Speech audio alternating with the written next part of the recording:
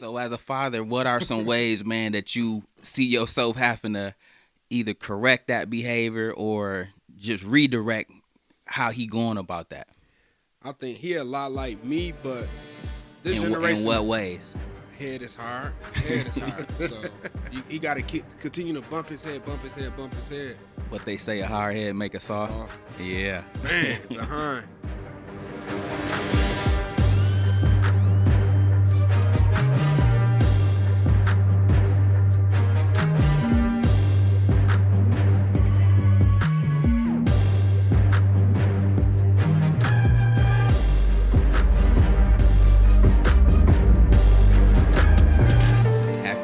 Bro, what up, baby? You know what I'm saying? Happy New Year, all that, my man. Right hand man in here. You know what I'm saying? Yeah, man. Listen, man, we got a lot to unpack. See, me and E kicked it off last week without you. Yeah, y'all was solid, bro. Now we got the full team here, man, and so we got so much to dive into, man. And in terms of just everything, bro, what's been happening at work, bro? What's up with the kids and the fam? It's been busy, man, but it's been good. Got a quick little story, so I have to pick up my daughter from school, so I got to pick her up at 3:30. Mm-hmm. So today was just crazy. I got to pick her up, drop Kevin off to orientation, got to do all that type of stuff. So I pick up my daughter. As soon as she get in the car, Kevin in the front seat. She said, "Dad, just take me straight home."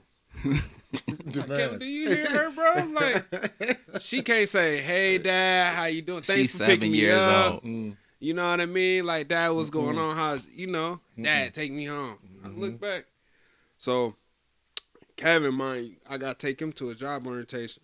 McDonald's literally a couple minutes away. So, we get out the parking lot. I turn down the street. He falling asleep. Dang. I'm like, bro, you got a job interview, bro. Like, orientation. Like, focus on. You going in the job interview looking sleepy? You can't hold your eye. Like, so just things like that, bro. Just like focus, preparation, like, and then taking 10 days to get out the car. Like, I don't know, man. I don't know what's up with these kids. You're supposed to be excited, huh? Yeah. This one of the day ones right here. You should be happy and skipping up in there. And I told him, I said, when you get in there, said it twice. When you get in there, text me and let me know when you gonna be done, so we can know. Do you think you did it? Nope. And then blowing you up when it's time to get picked up, though, huh? Hey, where you at, man? Yeah. Mm-hmm. So as a father, what are some ways, man, that you see yourself having to either correct that behavior or just redirect how he going about that? I think he a lot like me, but this generation. In what ways? Head is hard. His head is hard. So he got to continue to bump his head, bump his head, bump his head. What they say, a hard head make a soft. Yeah. Man, behind. But this generation is just so distracted with cell phones, social media, so it's easy for them to get off course. Mm-hmm. You know what I mean? If you don't have that self-discipline, so I have to just continue to be consistent. Mm-hmm. What distractions did you have when you was his age?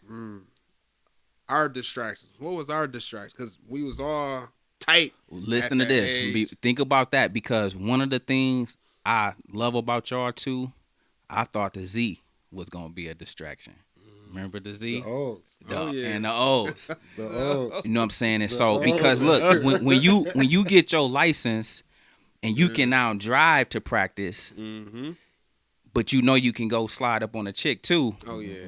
You got it. You got options now. You got decisions to make, man. Yeah. Do I go to practice? Do I go holler at shorty?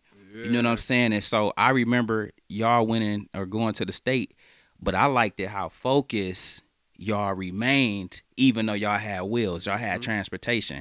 And so I think about, that's why I'm asking you, I'm thinking about the distractions we had, such as having a car young and then having success as well. Yeah. Exactly. You know what I'm saying? Thank God for no cell phones and no social media, you know what I'm saying, in our day. But as I look at you guys and I hear about the distractions that the kids today is having, I'm looking like, but what distractions did we have and how did we overcome them? See, bro, that's interesting, bro. I think we all had it's similar, man. Like they have everyone we have, but just couple that with social media and cell phones. You know what I'm saying? Like everything we did, it wasn't captured. Not every single moment. We wasn't carrying all our followers with us, trying to update posts and what we was eating and where we was at. You know what I'm saying? That wasn't how we moved back in the day, but it's still the same though, bro. Girls and I do think the cars. video game could have been a distraction for us, but we used it when we was competitive. You would beat me in Madden, then, but you can't do that in real life. Yeah, So then we go to the park, and then we getting real reps in because the fluke stuff that's happening on the game, we trying to run that same route in real life and do all that. This game cheat. This game cheating. You know what I'm saying? And so it's just funny to see some of the distractions of old are still distractions today. But my thing is, video gaming is really a thing now. Bro, it's on a We did it to stay out of level, trouble. bro. It kept us out of the streets. It kept us away from hurt, harm, and danger. You know what I'm saying? But now, like, kids lack social skills. Kids is gaming so hard, like, they don't even know how to hold a real conversation that ain't video game related. You right about that, bro. And the cell phone hurts that too. I could walk in the lunchroom. So I work at a school, so I could walk in the lunchroom, and this is better. Like, you have some tables that socializing, but I could walk in the lunchroom. We all sit next to each other, and it's this. Literally, you're right next to me. I'm here. No And talk. are they texting each other? No, they just on their phone. Gotcha. Anything from Snapchat to YouTube or whatever it is. So, and I remember I was telling them, it's like, I used to tell them, man, like, these moments y'all getting, bro, like, these are the moments we remember. I remember lunchtime with the boys chilling. If you left your food at the table, it's gone. Exactly. Yeah. It's gone. All You know of what I mean? Joking, throwing stuff, or Yeah. that was just our social time. We look forward to the lunchroom. You know what I mean? Knocking your food out your plate. All that, bro. Like, just having fun. Yeah. And, you know, it's So decent. are they missing some of those moments because they all on their phone? Oh, yeah, they missing all that. Yeah. And then you got, you know, another thing I'll tell about my players, too. They got girlfriends. So, like, when we all had the girlfriends, bro, but they take it to a whole nother level. They It's in marriage. love. Yeah. In love. Yeah. So they be mad at me, or they be trying to, you don't know what you talking about, coach. She ain't my girl. I'm just talking to her. I'm like, bro, you're with her. You're in marriage. You're a newlywed. Look, bro. Look. This is what you're doing. You walk her the first hour. Yeah. I don't know how you getting out of your first hour to meet her for, like, what are you doing? Right. You leaving class early to meet her? Like, you're walking her first hour. You walking her second hour. You sit with her lunchtime. Bro, we didn't do all that stuff, bro. Like, lunchtime, go kick it with your boys, bro. It's okay. You gonna get Find back the to homies. They don't do that, bro. Find the They homies. don't do that. You know what I mean? They're trying to lock And then it they down. get mad when I say that's your girlfriend. Look what you doing. You doing everything, bro. Y'all acting married, but y'all just boyfriend and girlfriend. It's way too serious at way too young of an Way age. too serious. And then they have on their phone that on the front they had a back cover with the girl on there. Yeah. So they go hard in the paint for a week. Yeah. And then next week they ain't talking no more. Yeah. So look all that time you wasted, bro. Time you wasted. They not looking at that. Nah, bro. So it's And that's all you was trying to do was giving them a heads up by calling them the girlfriend. Like, hey, man, you spending a lot of time for somebody that you just talking to, or whatever you want to call it, whatever label you want to put on. exactly. So as soon as my son get here, he like a girl, like this girl, my daughter friend. Yeah. I want her go in attack mode.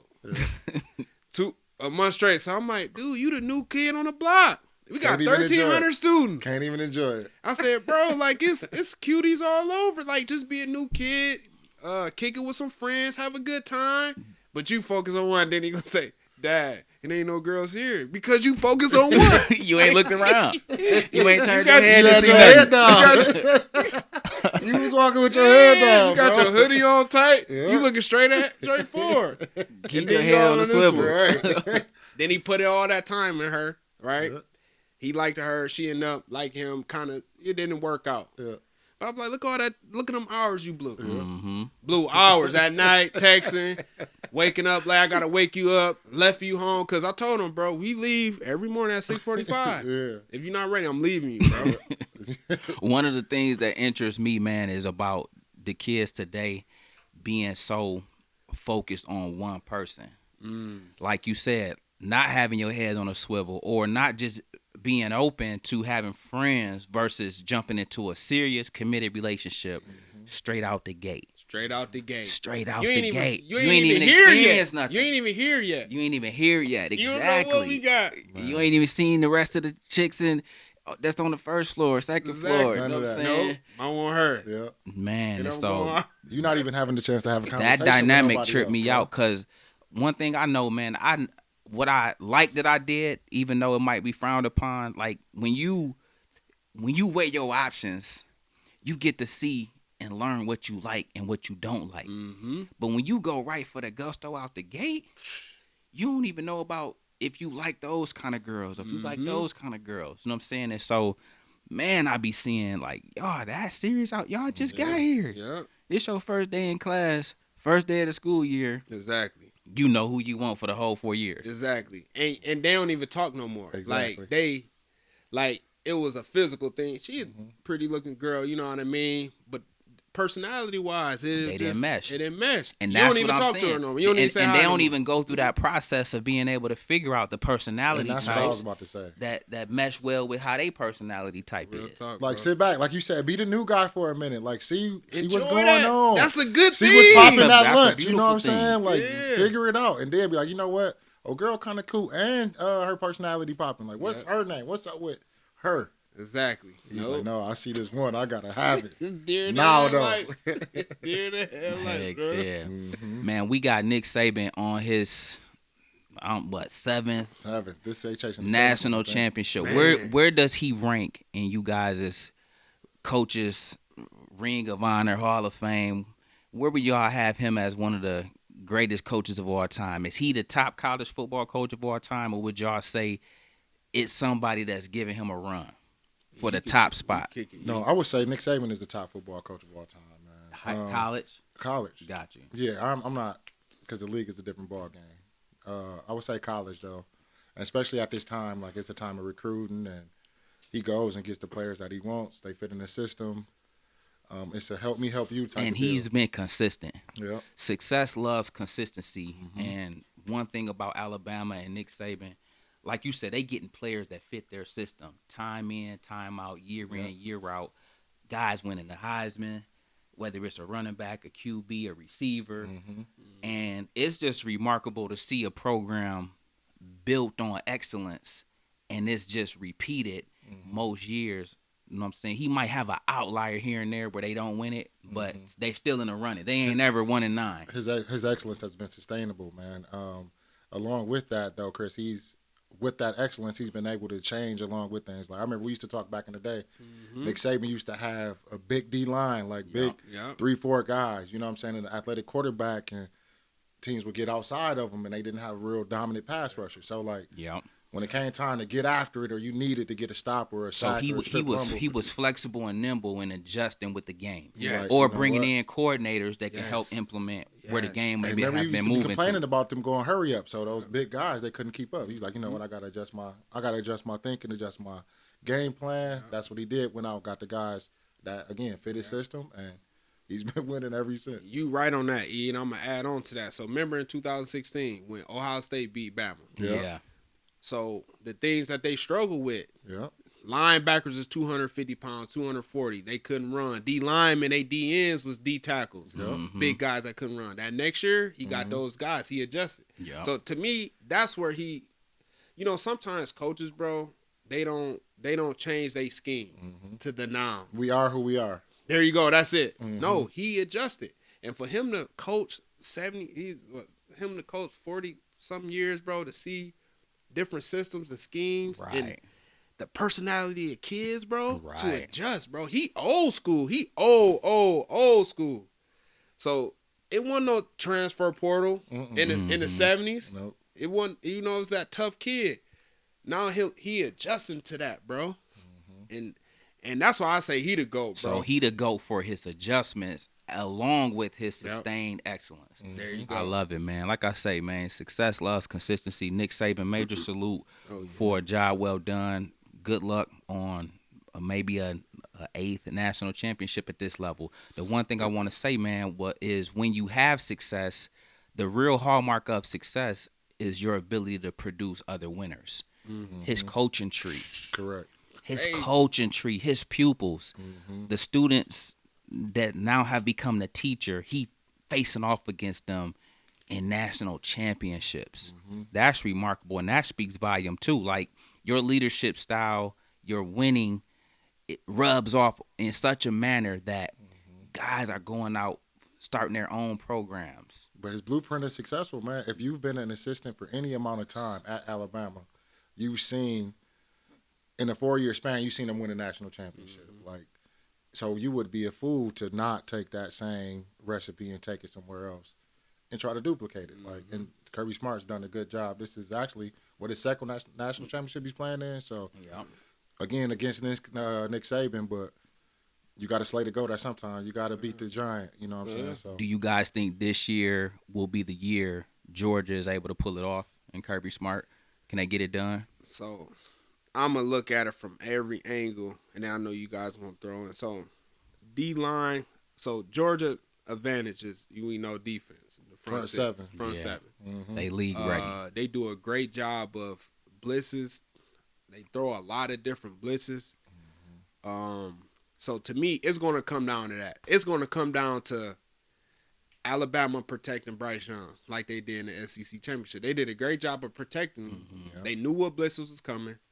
They also knew, Bryce Young was doing check with me's at the line of scrimmage. He was doing audibles, doing quick hot stuff and stuff like that. So it's going to come down to that. I'm going to go with quarterback play. I trust Bryce Young over Stetson. Yes, any day. I agree. It go a quarterback play. But I knew Georgia was serious because of, like, I watched a lot of Georgia this year, but I knew they were serious how they dominated Michigan defensively. Like, when defensive guys, they make big plays, they celebrate. They celebrated, but they was focused. So it was a quick celebration. We got to focus. Them guys was dialed in, man. I told E, you saw elite level play, and no knock to Michigan. We Michigan boys, but Michigan wasn't in the same league as Georgia. But the crazy part, Michigan O-line dominated all year. And they got the award for offensive line of the year. Yes, they did. And of course, and that Georgia's was motivation. Like, all right, that was locker room bulletin board material for that D line to say, there you go, y'all ain't played us. Yep. And I'm seeing O-linemen on skates, bro. I ain't seen them all year like this on skates. And then in order for Michigan to beat, like I told them, and my theory was Georgia had great momentum, bro. The play caller did a great job, and it was just momentum, bro, from an offensive standpoint. I don't think it was the quarterback. The play caller did a great job. It was great momentum. In order for Michigan to win that game, they would have had a special quarterback. Yeah. Bryce Young. Like you know what I'm saying? He won. He beat Georgia. Yeah. You know what I mean? And that's how I see it. Bryce Young, he got to play. He got to play even better because Mich is out. Facts. You know what I mean? And it's the second time around, too. There you go. It's going to be a lot harder, bro. What y'all think, like, prediction-wise? What y'all think score-wise? For one, let me jump in. I think Stetson played his best game ever, bro. Yeah. Like, so I don't see him duplicating that performance like he did versus Michigan, for one. Two, it's put up or shut up time now for Georgia, man. Like, you got another shot at it. You know what I'm saying? This is national championship. It's for all the marbles. Exactly. Typically, these games come down to turnovers. And like CB said, who can protect the quarterback? If I had to say who's going to do the better job at that, I think Alabama would have the least amount of turnovers. And I think that they will create more turnovers. You know what I'm saying? And so sometimes it's a small degree of separation in winning and losing these kind of games if it ain't a runaway type of game. So I'm going to get a nod to Alabama, but it's going to be something that I'm curious to see how it play out. You know what I'm saying? And so with that being said, man, what you guys think about Harbaugh and potentially another stint in the NFL? I remember when E said this. Remember in 2016, Cardale Jones from Ohio State. Let's go. You going exactly where I'm going. So E was like, bro, like we was talking like, should he leave? In my mind back then was like, bro, he need to stay. He need to get developed. I'm thinking like a coach. What I say? He was like, bro, he need to go now. Ride the wave. And it makes sense, especially and nowadays, ride the wave. Go to the league. Did he go or he small come window back, of opportunity. You got a small window of opportunity to take advantage of it because it might be gone. There you go. Take advantage of the opportunity. So Jim Harbaugh, to me, I was listening on the radio, bro. I think I look at it two things, right? I think from a head coach, right? from a competitive standpoint, last year his contract got cut in half, meaning it was incentive heavy. Mm-hmm. He took a pay cap from a contract standpoint of promising money. Mm-hmm. So now it's like, okay, if I go to the league or if I don't go to the league, Michigan gonna have to show their hand. So I think he in a situation where he could get his contract adjusted. You think he got the leverage? Oh on his yeah, side? definitely. Oh, definitely. He definitely got the leverage. But I think I would love for him to go to the NFL because at the end of the day, that's where he want to be, and I think we all know that. Number two, like he said, ride the wave, and I think he's going to do better in the NFL. He get that job at Oakland, or he get the Chicago Bears. Mm-hmm. You know what I mean? I think he'd do better, man. I think he better suited. And that's just What you think, E? So my saying is, you got to strike when the iron is the hottest, man. When your stock is the hottest, you got to go. Right now, this is the highest Jim Harbaugh has been talked about, the highest he's ever been thought of, why he's been the coach at Michigan. So you got to go. To me, like we talking about, you got to go. You know what I'm saying? It's some good jobs out there, like you just mentioned. Chicago with Justin Fields at quarterback. Man. You got Denver, where they just a quarterback away. You know what I mean? Like, it's some – Minnesota just got rid of their coach. I mean, yeah, they coach. Like, bro, some good job. It's some good job openings. Yeah. Brian Flores just got released. So it's some – he got the pick of the litter right now. So – and I heard this today on the radio that Miami Dolphins owner is a Michigan guy. So yeah, he is Heisinger. No, Ross. Yeah. Yeah. So the writing could be on the wall right there too. Like, you just never know. And like you said, CB, he an NFL coach, bro. Like, when you take a team to the Super Bowl, there's been plenty of coaches that's been coaching the league for all these 100 years. Exactly. Few have been to the Super Bowl. Exactly. But So Chris, y'all think he itching to get back to do that? I do. I think he's gonna. I remember, Chris, you was telling me, bro. So when he left the NFL to go on college, he struggled with the locker room, meaning he was talking to grown men like they college players. Yeah. So I don't know how that mix going to be because I seen some behind the scenes on Harbaugh, bro. I don't think as a coach, it's just motivator. Yeah, I didn't see I don't see nobody willing to run through a brick wall for Harbaugh. He don't strike me as that person. I don't believe he had the social skills to talk to today's player and in the league. Because that was one of his downfalls of why they kicked him out of the league. You talking to grown men that make millions like they're 19-year-old scholarship kids. And that didn't go over well with Patrick Willis. That didn't go over well with some of the elites, Frank Gore in the locker room. They looking like, cuz, we do this. Yeah.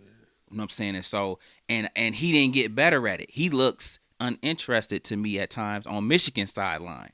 You know what I'm saying? I don't still think he has brought in one of the best recruiting classes, like compared to Bama, Clemson, and some of the Power 5 schools yet. Because I don't just see kids being in a rush to run and go play for him. They might want to go play for Michigan, but I don't think it's Jim Harbaugh, especially with how he be looking on the sidelines, and then the lack of social skills that I believe he possesses. But I want to disagree, man, because I think at the end of the day, when you in the league, it's about wins and losses, man. Like, oh yeah, no doubt. That's all. You know what I mean? That's all it's about. I think it's a few coaches that lack social skills. I ain't gonna say that's all it's about. You know, you finish. You get what I'm saying? So it's a few coaches that don't really do it on the motivational side and social skills and integrated. So I think as long as you can produce wins for these grown men, because, bro, we got mortgages and all of these things. Like, we actually grown men. Like, our jobs is on the line every week. So if we winning, they going to tolerate Jim Harbaugh. More along the lines as, and I think my last point is he had to learn something at Michigan, bro. Like CB saying, today's kids are different, man. He been with these kids for 5-6 years now. Like, you know what? Maybe it is time for I adjust my approach and get back to the grown man. And do that, because that's kind of what I really want to do. That's real. I like that, bro. So this is my thing, E. It's funny you said that wins, loss. NFL, it does go to that. And this year was the first year that I dug deeper, and I'm thinking it's more than that, bro. Like, look at the Urban Meyer situation. Look how that went downhill. No wins, though. But you're right. No wins, but also, okay, now we're going to compare and contrast. So no wins. He wasn't a locker room guy. They didn't like him. They said he ran practice like it was college. See? So now let's convert that to Detroit Lions head coach. I'd love to be on his staff. Yep. Dan Campbell. Man, think about it, bro. Think about the games Detroit lost this year. Everyone was close. Everyone was close, but probably one or two. Detroit Lions don't even have a Pro Bowler, bro. They don't have a Pro Bowler. Nope. We can't even name we probably can't name 5 starters on offense or defense. Like, literally, bro. But guess what? Every week they play hard. And who they playing hard for? Coach Campbell. So, this was the first year, bro, that I sat back and I'm like, dang. The Lions is playing hard for their leader, bro. I couldn't knock the Lions this year. Like, it was heartbreak every Sunday. But at least they didn't quit. You ain't see no quit in them. And you saw number 100% effort. And every game they lost on the last play of the game. No Pro Bowlers. And I like that. I like where you going with that. No Pro Bowlers, though. My pushback is this, though, CB. They are fighting for their coach, but they have been on the brink of winning in 15 or 12 of the 17 games. You get what I'm saying? So, like, they can see the victory, bro. They that close to it. Like, yeah, they fighting for the leader, but collectively as a group, as a team, we right there. Right there, bro. But them are, think about it, every week, them are heartbreakers, bro. They are. Close. They Dang, are. 14-17. Now, that's why I will give you. And they be that's why I winning, give you too. props for Dan Campbell being the leader that he is, because he getting them guys back up once again the next week. Like, yo, leaving, bro. let's do it again. Leaving, crying in front of the media, whatever he got to do, bro. They love him, bro. So that shows me, that told me a lot, bro. So it's not about, like, grown man. We know, they take, money and the talent and the wins and losses, bro. But when you got a leader that love you, bro, you gonna do anything for him, bro. Think about it, bro. And real quick, this Chris's point, bro. Dan Campbell ain't the most socially witted guy. You get what I'm saying? His opening press conference was talking about biting kneecaps and all kind of stuff. So, bro, that weird thing is in. Long as you, like, he got his players believing, though. There you go. That's what matters most, in the belief system. And then, let's hop talking about my man at the Dolphins. He got let go today. Flores. I was hearing it come over here. He took over a program, took over an organization, was depleted. He went 5-11, 10-6, and he go 9-8 this year. They start off 1-7, and then they finish strong. 7 games in a row they won. So everybody is upset. You know what I mean?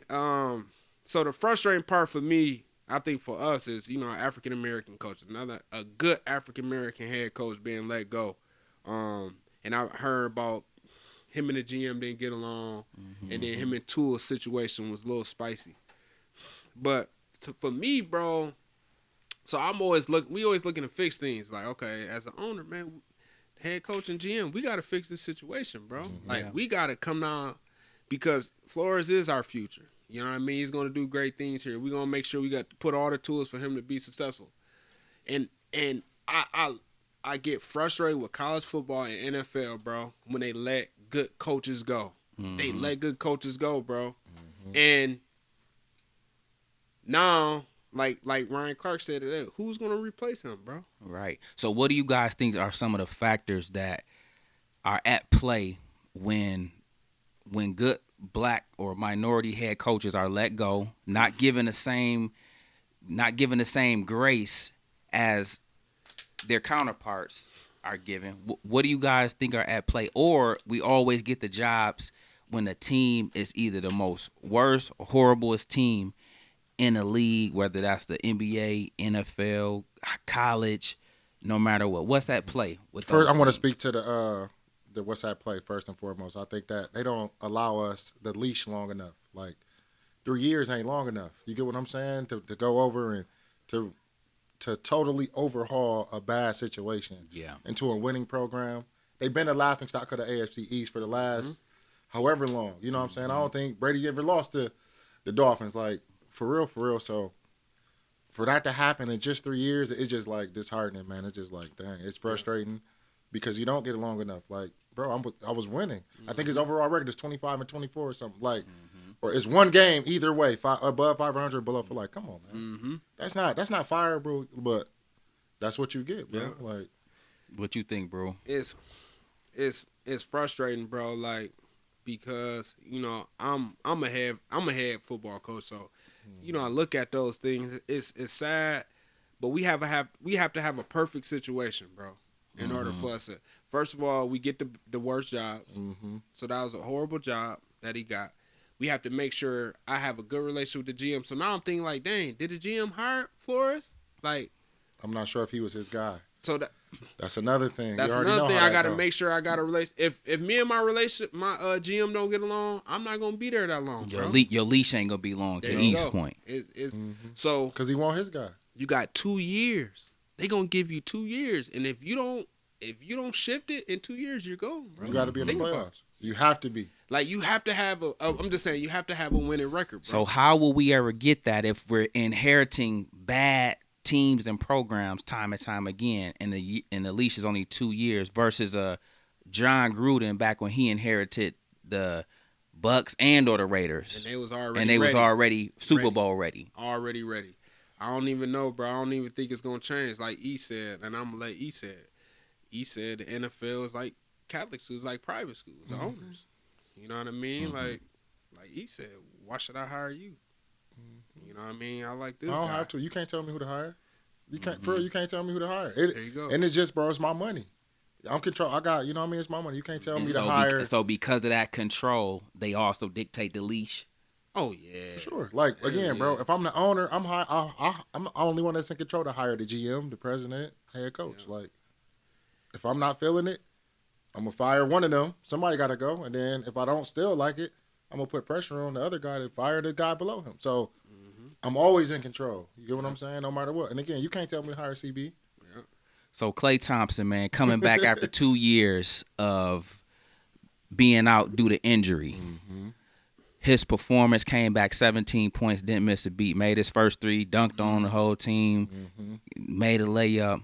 What mental toll does overcoming an injury have on a player?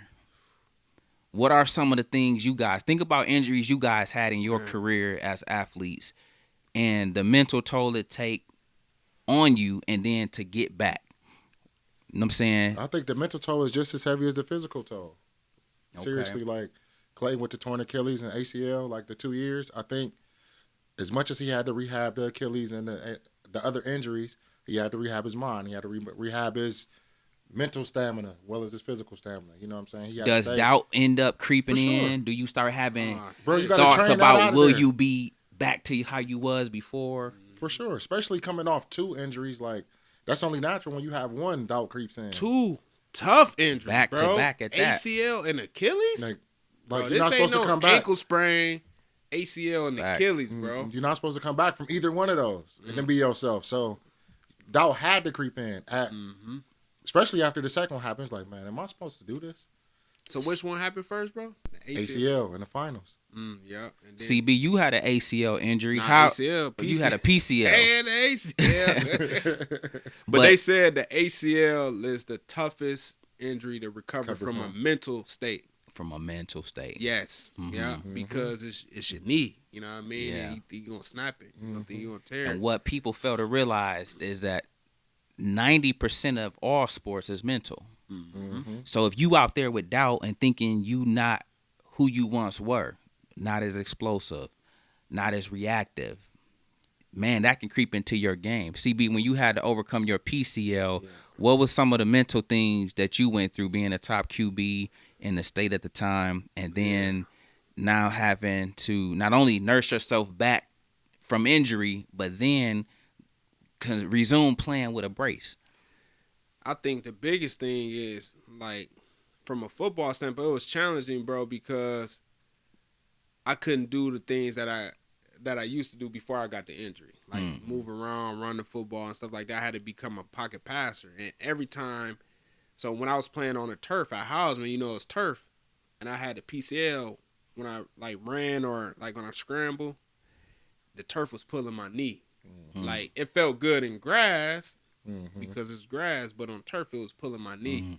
So it was just one of those challenges, man, that you just, as a kid, bro, you just have to, like, block it. You know what I mean? You have to block it and just have faith. Like, my doctor said I'm good to play. You know what I mean? And so you have to think like that. But those injuries is always tough, man. And I think, you know, eventually what happens is more reps, more confidence.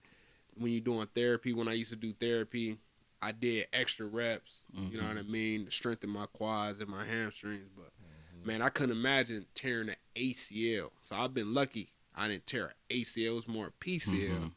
So the ACL and the Achilles injury, like a broken leg, just any. Oh man, Yeah. you know what I mean, that was tough, man. That was tough. I guess the moral of the story is, man, life is about challenges, overcoming challenges, mentally staying ready and prepared, and overcoming the things that bring. And so, again, the ebbs and flows of it all will test your character. You will really see what you made of when you go through something. And oftentimes, man, we measure a man by the things he's been through and how he overcame it. And so on that note, man, we just want to, again, encourage anybody out there. If you're going through something, understand it's part of your test, which becomes part of your testimony. Any mess that you're in ultimately becomes your message. Don't run from it. Embrace it. And understand that in the end, if you don't give in, all you can do is win.